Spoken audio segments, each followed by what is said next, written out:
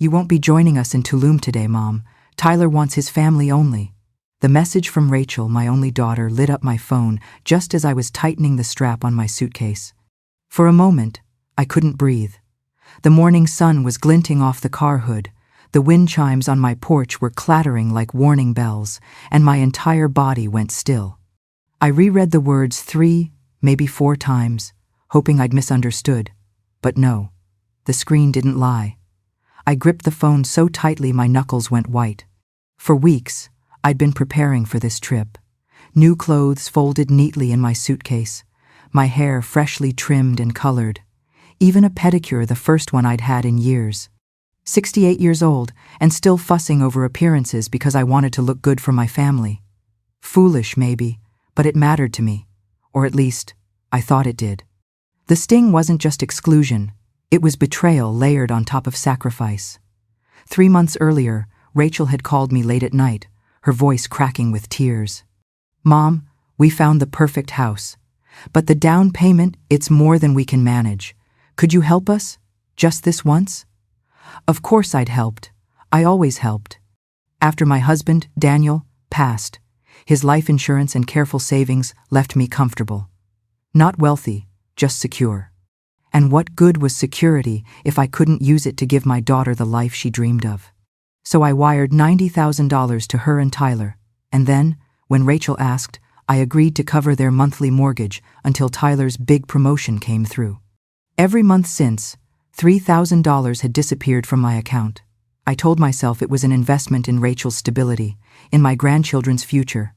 I ignored the gnawing doubt when I saw their Instagram posts, champagne brunches, designer handbags, Tyler showing off his new SUV. I kept quiet because that's what mothers do. We swallow suspicion, and we give, until our bones ache, hoping it will be enough to keep us loved. But now I was being told I wasn't family enough for a vacation I'd partly funded. No call, no explanation. Just a text message that slammed shut every door I thought I had in her life. My throat tightened as I lowered the suitcase back to the garage floor. The absurdity of it hit me. I was standing there, ready to join them on a trip we'd planned together, holding a phone that had just cut me out like a stranger.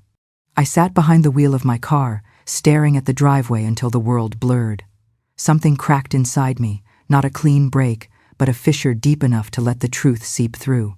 I wasn't stupid. I wasn't helpless. And I wasn't their ATM anymore. My fingers moved before my heart could second guess. I dialed the mortgage company. "Hello, this is Evelyn Park. I need to cancel all automatic payments to the Wilkins account immediately." The agent's polite voice on the other end said, "Of course, Mrs. Park. But I should inform you the account is already 3 months behind, even with your contributions." I froze. 3 months behind? That can't be right. I've been paying on time. "Your payments have covered part of it," the agent explained. "But the actual mortgage is $1,200 more per month than what you've been sending. The primary borrowers haven't been making up the difference." My heart slammed against my ribs. So the money wasn't going where Rachel told me it was. Tyler's shiny SUV, Rachel's handbags, their weekends away, all funded by my blind trust. I closed my eyes, steadying my breath. For the first time in years, I didn't feel like prey. I felt sharp, awake. "Cancel everything," I told the agent, effective immediately. "Yes, ma'am," she replied. "But without your payments, foreclosure proceedings could begin within 60 days. That," I said, my voice steady, "is no longer my concern." And for the first time, I almost believed it. The mortgage agent's words echoed in my head long after I hung up. 3 months behind, $1,200 short each month. I sat at my kitchen table, the hum of the refrigerator filling the silence. My hands trembled as I traced circles in the condensation on my water glass. $90,000 gone, 3,000 more bleeding out every month, and somehow they were still behind? I pulled up Rachel's social media. Photos flooded my screen, her holding a new Louis Vuitton tote, Tyler beaming beside a gleaming black SUV, my grandkids posing at a steakhouse with plates that probably cost more than my weekly grocery run.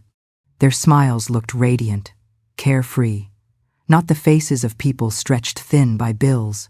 I remembered the night Rachel first asked me for help. She'd come over with a folder of glossy real estate brochures, her eyes wide with excitement. "It's the house of our dreams, Mom. We'll finally have space for the kids, a pool for summer, a neighborhood where everyone knows your name." She'd hugged me tightly when I wrote the check, whispering, "I'll pay you back, I swear." Just until Tyler's promotion goes through. Now, sitting in my quiet kitchen, I replayed every detail. The way Tyler had stood in the doorway that night, not meeting my eyes, scrolling through his phone. The way Rachel had emphasized just this once. My stomach turned. I pulled a yellow notepad from the drawer and began scribbling. $90,000, loan, never documented, $3, 000, monthly transfers, X3, mortgage equals $4,200, lied, said $3,000. Where's the extra going? My pen dug into the paper until the tip nearly tore through. The worst part wasn't even the money. It was the lie. That subtle, smirking kind of lie where someone knows you want to believe them, knows you're too eager to help, too desperate to be needed to push back. And then it hit me. If I hadn't called, I would never have known. I'd have kept paying until my savings dried up, until my retirement was gone, until I had nothing left but the scraps they tossed me when it was convenient. A wave of anger surged up, hot and dizzying. I pushed back from the table, pacing the kitchen tile. Daniel used to tell me I had a soft heart, but a sharp mind when I chose to use it. "You're the chess player in this family, Evie," he'd laugh. "You just forget to move your own pieces." Well, not anymore. I grabbed the phone again, this time dialing Mark, the neighbor's son, who'd gone into real estate law. I explained everything as calmly as I could. He listened, his voice steady. "If you can prove it was a loan, you may have leverage. Texts, emails, even your bank transfers labeled as loans could help. Do you have anything like that?" I thought of the messages Rachel had sent. "We'll make it right once Tyler's promotion comes through. Don't worry, Mom, you'll get every penny back." My lips curled into something between a smile and a snarl. Yes, I had receipts. "Check the property records too," I added. "I want to know exactly what they signed up for." When I hung up, I walked to the living room and stared at the framed family photo above the mantel. Thanksgiving 2 years ago, Rachel carving the turkey, Tyler pouring wine, the kids laughing in the background, and me beaming, arms around everyone, believing I was part of something solid. I picked up the frame, studied it for a long moment, then set it face down on the mantel. If Rachel and Tyler wanted to play games with my money, they were about to learn I'd stopped playing checkers a long time ago. Mark called back the next afternoon, his voice brisk but tinged with something that sounded like disbelief. "Evelyn, I pulled the property records on the Wilkins house. There's a problem. Or rather, several." I braced myself, clutching the phone like it might bite. "Go on." "They bought the place for $650,000. Down payment listed at $140,000. My stomach lurched. Rachel had begged for $90,000. I'd wired $90,000. "So where did the extra $50,000 come from?" "Second mortgage," Mark said flatly. "They took out another loan the same week as closing. 40, maybe 50,000. Explains the inflated monthly payment. My guess? Renovations, furniture, something they didn't want you to know about." The phone grew heavy in my hand. In my mind, images flashed. Rachel's remodeled kitchen with marble counters she'd posted online. Tyler's grinning selfies from their deck with brand new patio furniture. The glimmer of chandeliers above their dining room table. My chest tightened. They hadn't just bent the truth. They had hollowed it out, filled it with debt, and dressed it up for Instagram.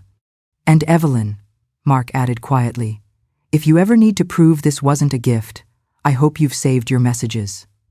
I went to the old roll-top desk in the den. It smelled faintly of cedar and dust. In the drawer sat a shoebox I hadn't touched in years. I opened it and slid out a neat stack of printouts. Yes, I still printed texts when they mattered. My fingers traced the words, "Once Tyler's promotion comes in, we'll pay you back with interest. This house will be your legacy too, Mom. Think of it as an investment. Thank you. We'll make it right." Every message was a receipt, ink on paper, undeniable. But it wasn't just about money anymore. It was about trust. About respect. I found myself drifting back to a winter night 30 years ago when Rachel was 12. I'd come home from a double shift at the diner, bone-tired and smelling of grease, only to find her sitting at the kitchen table with math homework spread wide. "Don't worry, Mom," she'd said, eyes bright. "Someday I'll buy you a house so you never have to work this hard again." I'd believed her. I'd clung to that promise through years of exhaustion, sickness, and bills. And now, she had the house. I was the one paying for it, and she had cut me out with a text. The rage that swelled inside me was new, fierce, electric, almost clarifying. That evening, my phone buzzed with another text. It was Rachel. "Kids are so excited for Tulum. They asked if you were bringing your sun hat. Should I tell them you'll catch up later?" The audacity. She had already lied to them, told them I was sick. Now she dangled the idea of me still joining, like an afterthought, while they basked in luxury on my dime. I typed, deleted, retyped. Finally, I wrote only, "Enjoy your trip. We'll talk when you're back." But inside, I wasn't waiting. I was planning. Rachel thought I was the soft touch, the mother too desperate for affection to ever say no. She thought Tyler's charm and excuses would keep me quiet. What they didn't know was that I had receipts. I had a lawyer, and I had finally remembered how to play chess. The next morning, a soft ping from my phone pulled me out of sleep. I reached for it, half expecting another hollow pleasantry from Rachel. Instead, it was from Maya, my 15-year-old granddaughter. "Grandma, why aren't you coming with us? Mom said you're not feeling well. Dad's being weird about it. Are you okay?" My heart clenched. They'd lied to the children too. Of course they had. Better to paint me as fragile, too sick to travel, than admit their decision to exclude me had been deliberate, calculated. I stared at the screen, fingers hovering. How much truth could I lay on a teenager's shoulders? None of this was her fault. She and her little brother were innocent, caught in the undertow of their parents' greed. "Just a change of plans, sweetheart," I finally typed back. "You have fun, take lots of pictures. I can't wait to hear all about it when you get back." But after I set the phone down, I sat there at the edge of my bed, fury boiling under my ribs. It wasn't just that Rachel had lied, it was that she was teaching her children to lie too. I could already see the pattern. Secrets whispered behind closed doors, facades held up at any cost, honesty traded for convenience. I thought back to my own mother, who'd raised 5 children through lean years when dinner sometimes meant biscuits and gravy stretched 3 nights in a row. She'd always said, "Evie, family isn't about the pretty table you set, it's about whether people can sit at it and tell the truth." What truth was Rachel teaching her children? That grandma was disposable? That money excused betrayal? I padded into the kitchen and put on a pot of coffee. The smell filled the room, bitter and grounding.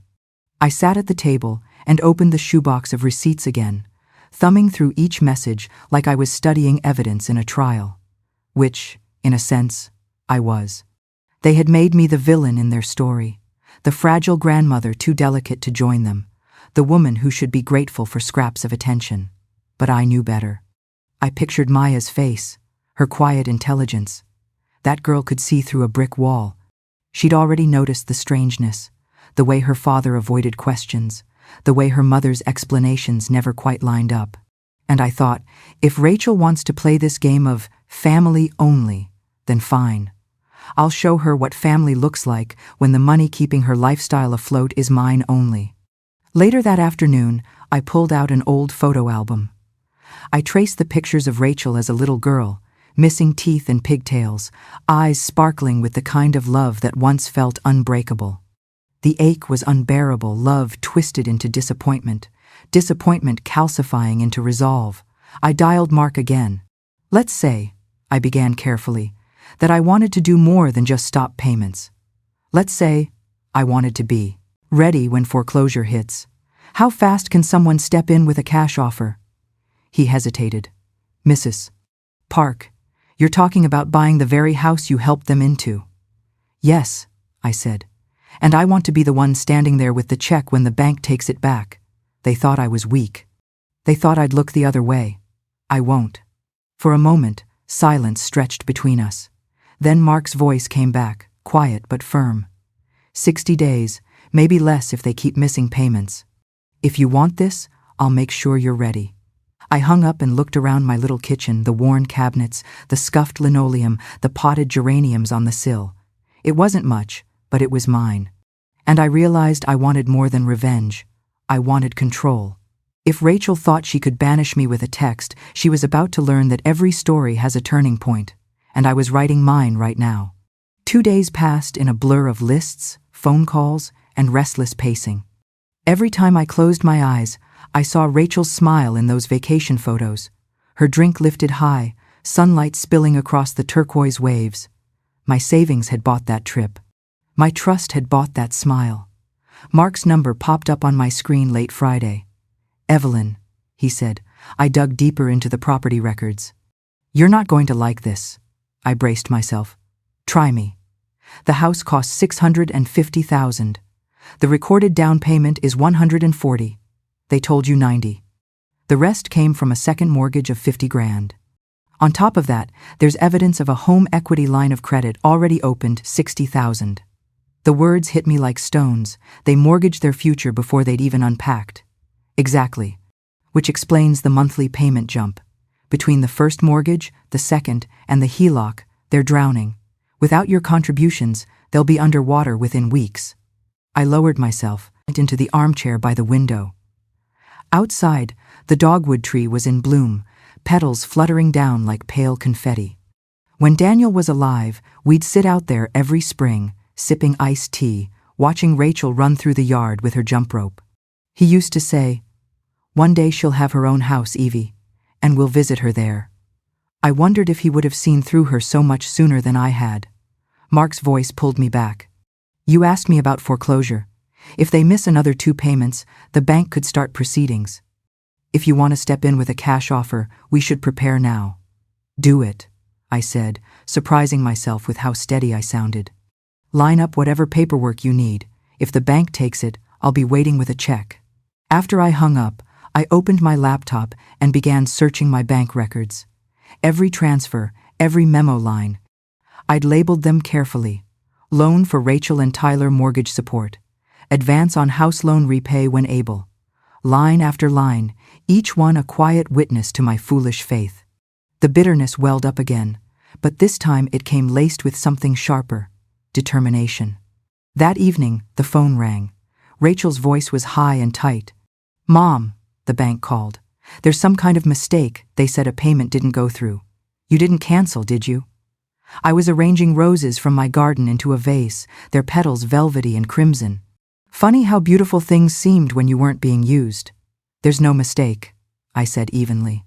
A silence stretched. "What do you mean, no mistake?" "I mean," I said, cutting the stems cleanly, "I agreed to cover $3,000 a month. I discovered the payment is actually $4,200. You've been short for 3 months, and you never told me." Her breath caught. "Mom, I can explain." "Good," I said, setting the roses into the vase, "because I'm fascinated to hear how you spin it." The line stayed quiet for so long I thought she'd hung up. Then Rachel's voice came back, thinner, defensive. We needed the extra money for closing costs and repairs. We were going to tell you." "You seemed so happy to help, Mom." Tyler thought. "Tyler thought what?" My tone was sharper than I'd intended, but the words had been building in me for months. That I was too old to check records? Too desperate for scraps of attention to notice I was being lied to? "It's not like that," she insisted. "We didn't want to stress you out with the full amount. We were protecting you." I laughed, a sound that came out rough, almost foreign. "Protecting me? By lying? By letting me believe I was carrying the whole weight while you two spent weekends at resorts and dinners I couldn't dream of affording?" Rachel's mask slipped then. I could hear it in the sharpness of her reply. "You could afford it, Mom. Dad left you plenty. You just sit on that money while we're raising kids, trying to build a future. Family helps family." There it was, the raw entitlement, stripped bare. My late husband's years of sacrifice, his steady hand at the mill, the careful way we'd budgeted every paycheck, all reduced to plenty that was apparently waiting for Rachel's convenience. "Your father left me enough to live with dignity if I'm careful," I said, voice trembling now. "Not enough to bankroll your fantasies indefinitely." She scoffed. "So what? You're just cutting us off? What about the kids? What about family loyalty?" I gripped the vase so tightly the glass groaned. Where was your loyalty when you lied about the mortgage? When you told my grandchildren I was too sick to travel instead of admitting your husband excluded me? When you sent me a text, just a text telling me I wasn't family enough for Tulum? Her silence this time was heavier, like a stone dropped into deep water. Finally, Rachel spoke, voice cold and clipped. Michael never said you weren't family. You're twisting it. Number, he said he wanted his family only, and you let him. It's complicated, she muttered. His parents are very involved. Adding more people would have ruined the dynamic. I closed my eyes, fighting the ache in my chest. His parents, Rachel? The ones who contributed exactly nothing to your house, your vacations, your lifestyle? They're welcome at the table I've paid for, but I'm not? That's not fair. You're right, I said softly. None of this has been fair, but it's about to be. And before she could respond, I pressed end call. The sound of silence filled my kitchen. For the first time in years, it felt like oxygen. I didn't hear from Rachel again that night. The quiet was almost unsettling. No follow-up texts, no voicemail trying to patch things over. Just silence. And in that silence, I felt something I hadn't felt in a long time: control. The next morning, a knock rattled my front door. When I opened it, Tyler stood there. My son-in-law, always so polished, always too quick with a smirk, looked wrecked. His tie was crooked, his hair uncombed, and the dark circles under his eyes made him look older than his 38 years. Mrs. Park, he said, voice low. We need to talk. I crossed my arms. I think our lawyers are doing enough talking. He winced, stepping inside when I didn't move to block him. He sank onto the couch like a man who hadn't slept in weeks. Rachel doesn't know I'm here. Please, just 5 minutes. I stayed standing. 5 minutes. He rubbed his hands over his face, then blurted, I messed up. I should have been honest. The truth is, I lost my job 4 months ago. That promotion? It's not coming. I've been going in every day, pretending I still had work. Rachel doesn't know. My breath caught. You've been lying to her too? I didn't know what else to do, he said, eyes bloodshot. She thought I was on track for a 6-figure salary. I couldn't tell her I was 1 step from unemployment. She said if you knew how bad things were, you'd cut us off. The irony was almost laughable. Rachel had painted me as a woman who only respected success when I had spent her childhood working double shifts to keep us afloat. I knew better than anyone what struggling looked like. So instead, I said, my voice sharp, you let me think I was covering the whole mortgage while you bought cars and vacations. You lied to her. You lied to me. And you lied to my grandchildren. His shoulders sagged. I was desperate. I thought if I could just buy time, something would come through. I know it looks bad. It doesn't look bad, Tyler. I cut in. It is bad. You took my money under false pretenses. You manipulated me. And you let Rachel believe I'd rather abandon her than know the truth. His mouth opened, closed. He looked like a drowning man reaching for a rope. What do you want from me? Money? I'll pay you back somehow. An apology? I'll get down on my knees if that's what it takes. Just don't ruin us. Think of the kids. The kids, I echoed, my voice flat. Not your children. My grandchildren. You couldn't even bring yourself to say that when you sent that text, could you? Family only? Well, Tyler, here's the truth: you're not my family. You never were. He flinched as if I'd slapped him. I walked to the door and held it open. You've burned every bridge. Now you're going to lose the house. Your credit will be in ashes. And everyone will know why. His voice rose, desperate, almost panicked. You're really going to ruin us over hurt feelings? No, I said, looking him dead in the eye. I'm going to ruin you over 3 months of lies, fraud, and disrespect. The hurt feelings, those are just a bonus. He staggered past me, out into the daylight. I closed the door behind him, the click of the lock sounding like a final verdict. Mark didn't waste time. By Monday morning, he'd already filed the paperwork to freeze any assets Rachel and Tyler might try to sneak out of the house. But even his quick action couldn't stop the neighborhood from noticing what was happening. From my kitchen window, I saw the first truck arrive, a glossy black rental, the kind people use when they want to move fast and quiet. Within an hour, strangers were carrying out boxes, rugs, even a flat screen I'd helped them buy last Christmas. Mrs. Adler from across the street stood at her mailbox, staring openly. 2 teenage boys rode by on bikes, slowing to whisper. The shame was no longer private. It was spilling onto the curb for everyone to see. By lunchtime, my phone buzzed with a message from Rachel. "Mom, people are talking. You're ruining our reputation. Please stop." I set the phone down without replying. Reputation. Not honesty, not family, not even the kids. Just reputation. That evening, another call came, this time not from Rachel, but from a clipped, polished voice. "Mrs. Park, this is Linda Kramer with Rosen and Kramer LLP. We represent your daughter and her husband." I almost laughed. "Of course you do. I think there's been a misunderstanding," she said smoothly. "Our clients are concerned that your sudden withdrawal of support may constitute financial elder abuse on yourself. We'd like to avoid escalation." "Elder abuse," I repeated slowly, letting the absurdity roll around in my mouth like bitter candy. "So, refusing to let my own daughter drain me dry is abuse now?" "There are legal implications when financial commitments are made between family members," the lawyer continued, unfazed. "The cleanest resolution would be for you to resume mortgage assistance until we can formalize repayment." "Repayment," I echoed. "The kind that arrives in the form of Instagram handbags and luxury SUVs?" There was a pause. Then, in a voice honeyed but firm, she said, "If this goes to court, Mrs. Park, you risk destroying not only your daughter's credit, but your grandchildren's stability. Is that really the outcome you want?" For a moment, her words stabbed at me. Chloe and Ryan, sweet, bright, innocent. My chest tightened. But then I remembered Maya's text, the confusion in her voice when she asked why I wasn't with them. I remembered Rachel's smug assurance that I had plenty.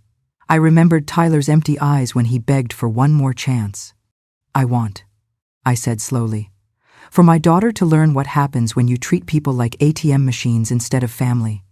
If that destroys her credit, maybe it will buy her a conscience." The lawyer tried again, outlining a generous deal. Partial repayment stretched over 10 years, plus my continued mortgage support until refinancing. I laughed so hard I startled myself. "So they keep their house, I keep footing the bill, and I get, what? The privilege of being lied to again?" The conversation ended quickly after that. I hung up, then immediately called Mark. "Speed up the foreclosure paperwork," I told him. "I don't just want them cornered. I want to own the very floor they walk on." Outside, the moving truck revved to life. Neighbors still whispered at their porches, trading gossip like currency. And for the first time, I didn't feel embarrassed. I felt something close to satisfaction. Rachel wanted me erased, invisible, forgotten. But here I was, center stage, pulling strings she didn't even know existed. 2 weeks later, I found myself sitting on a hard wooden bench inside the county courthouse. The air smelled faintly of old paper and disinfectant, the kind of smell that clung to every government building. Around me, people murmured in low voices, waiting for their cases to be called. But mine wasn't just a case. It was years of trust and sacrifice condensed into one brutal showdown. Rachel and Tyler arrived together, both dressed in muted grays, their lawyer trailing behind. Rachel's eyes darted around the room, refusing to meet mine. Tyler, ever the performer, smirked like this was all some misunderstanding that would blow over. When the clerk finally called our names, we stepped forward. Mark straightened his tie beside me, a stack of documents under his arm thick enough to crush any argument they might try. The judge, a stern woman with silver hair pulled tight into a bun, looked at us over her glasses. "We're here to address the dispute between Mrs. Evelyn Park and her daughter and son-in-law, Rachel and Tyler Wilkins. Mrs. Park, your counsel may proceed." Mark wasted no time. He laid out the receipts, bank transfers labeled loan, text messages promising repayment, even a Christmas card where Rachel had scrawled, "We'll pay you back once Tyler's promotion comes through." Each piece was like a nail hammered into a coffin. Rachel shifted uncomfortably. Tyler whispered furiously to their lawyer.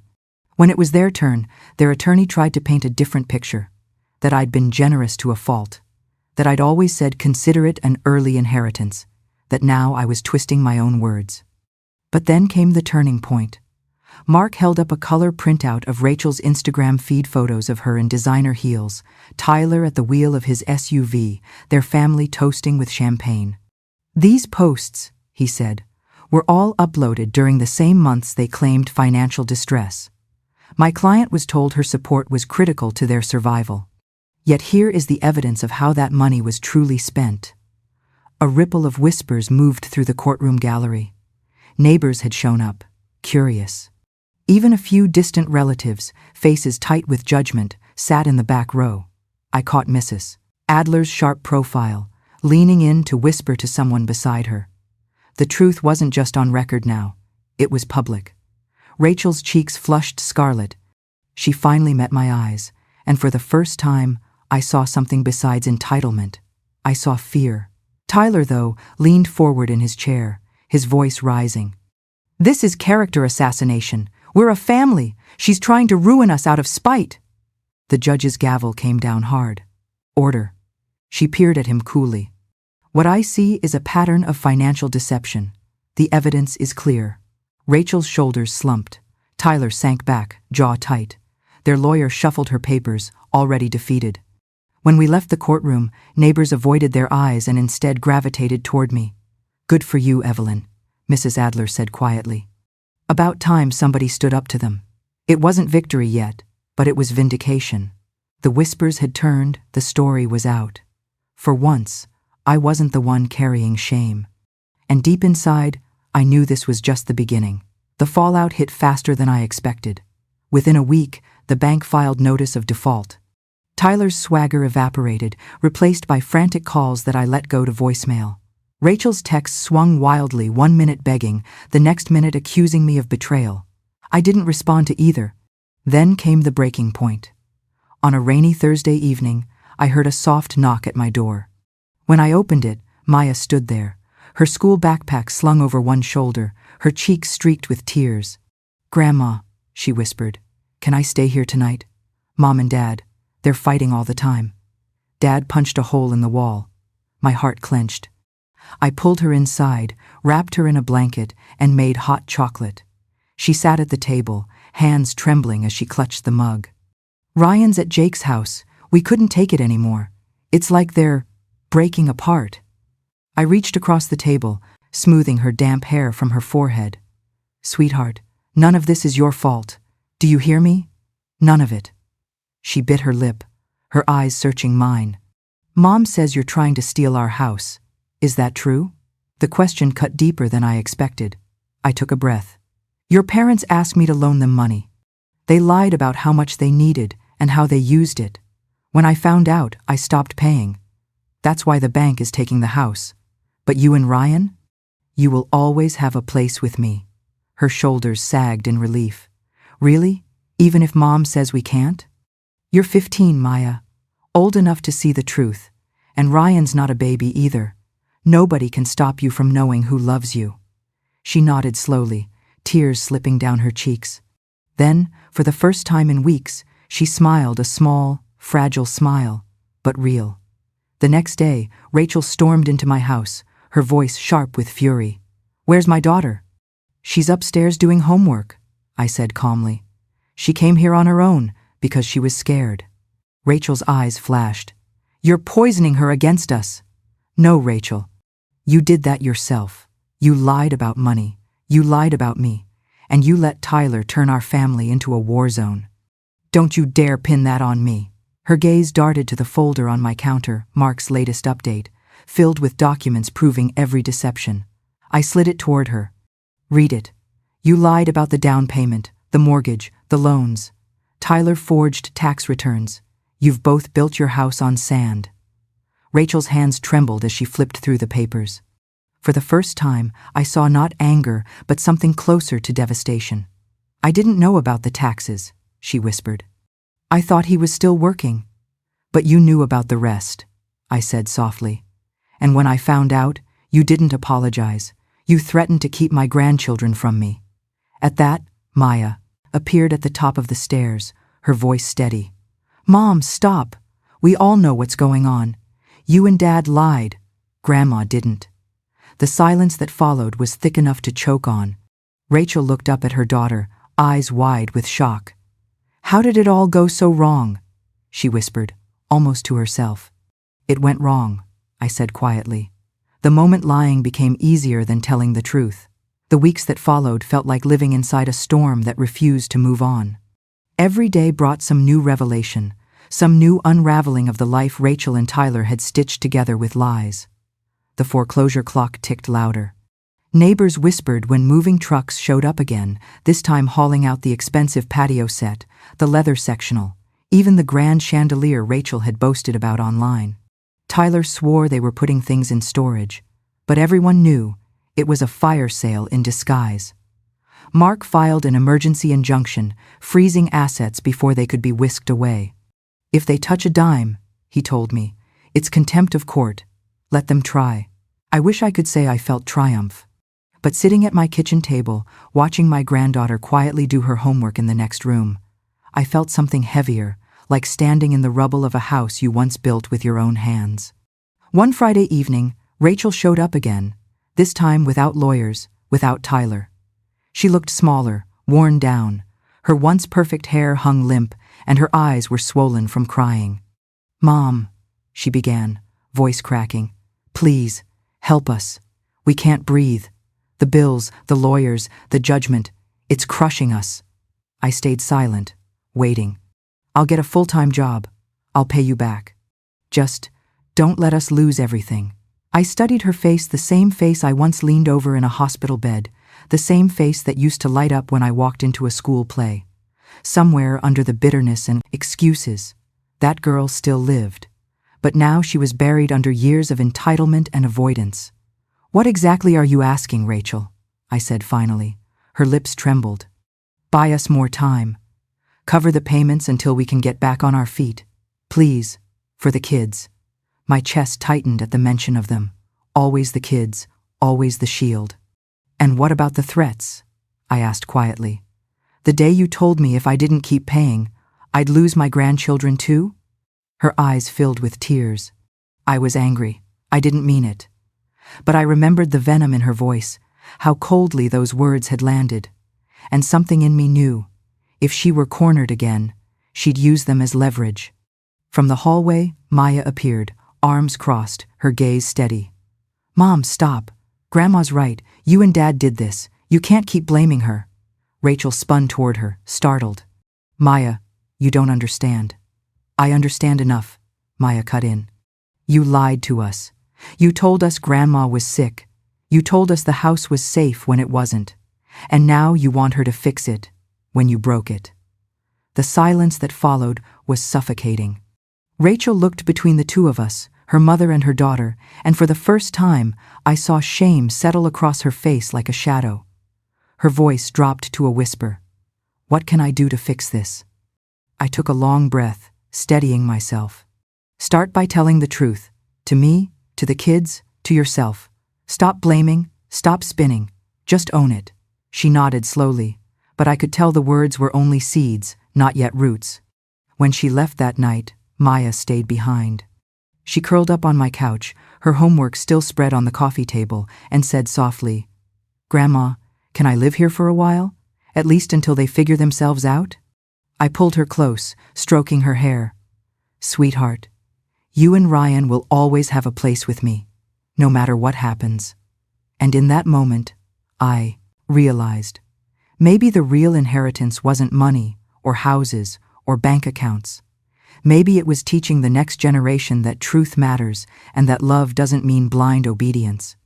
By the time foreclosure day arrived, the courthouse steps felt like a stage.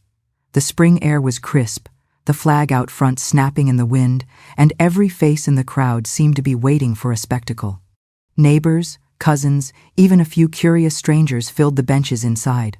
Whispers swirled as Rachel and Tyler walked in, she in a wrinkled blazer, he looking like he hadn't slept in days. Mark stood beside me, calm and collected, a cashier's check folded neatly in his briefcase. He'd prepared me for this moment. "Once the bank finalizes, you'll have first crack at the property. Stay steady, Evelyn. This is your move." When the clerk read out the case, Tyler tried one last performance. He launched into a speech about family misunderstandings and temporary hardship. He gestured toward me, voice rising. "She's my wife's mother. She's trying to steal the roof over our children's heads." Gasps rippled through the gallery. But then Mark stepped forward, laying out the evidence again. My transfers, the text promises of repayment, the loan documents, even screenshots of Rachel's online boasting. And then came the moment I'd been waiting for. Mark displayed a single enlarged receipt, one that read clearly, "Loan repayment expected with interest, once promotion confirmed."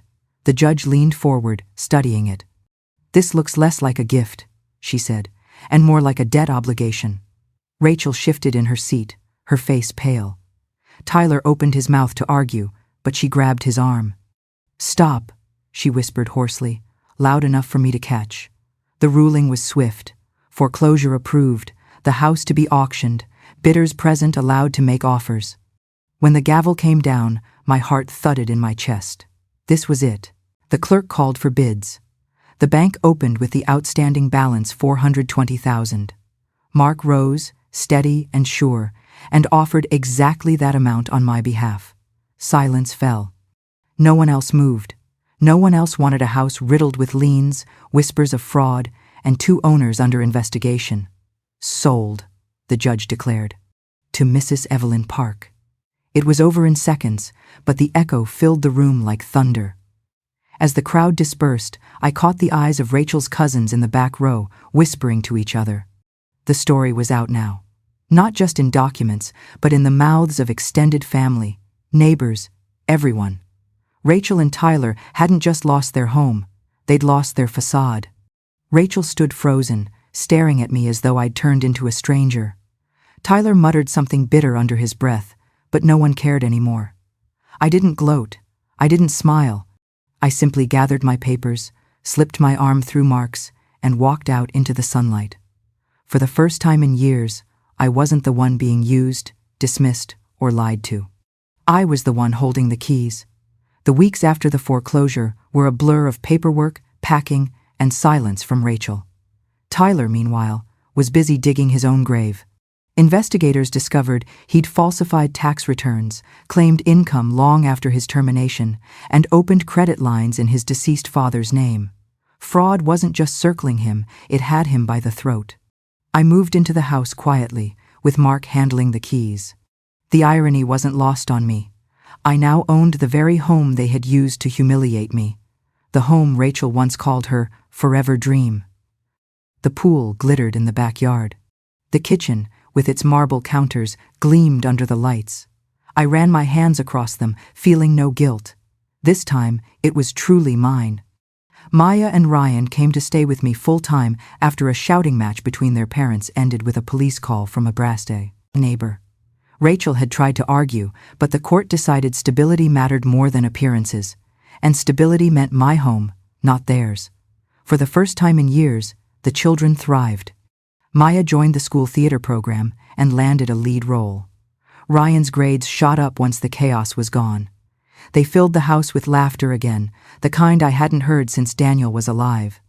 Some evenings, we'd eat by the pool, pizza boxes spread out, the kids telling stories between bites. And I thought, this is what family should feel like. But Rachel wasn't gone completely. She called from the courthouse one afternoon, her voice ragged. "Mom, they're saying I could face charges too. I didn't know about Tyler's fraud. I swear I didn't." "I believe you," I said quietly. "But Rachel, ignorance isn't innocence. You went along with the lies when they suited you.